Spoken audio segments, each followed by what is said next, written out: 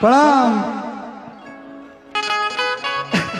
लोग सुना था, लोग सुना है कि नहीं सुना है? कुछ वो वक्त कीजिएगा, किसी के बारे में भी कुछ भी बोल दीजिएगा। हम माई बहन सुनने के लिए नहीं कलाकार बने हैं। माई बहन सुनने के लिए जो कलाकार बना है उसको सुनाइए। हमको माई बहन सुनाइएगा, हमसे नहीं बर्दाश्त होगा। इतना दिन शांत थे, मुंह में उंगली लगा के मत बुलवाइए मेरे से।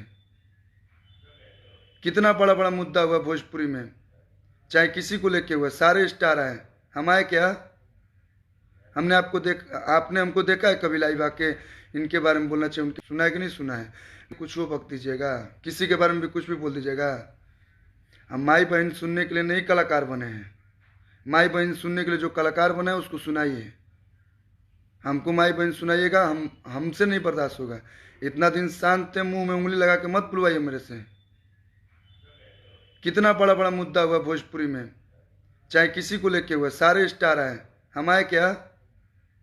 आपने हमको देखा है कभी लाइव आके इनके बारे में बोलना चाहिए? उनके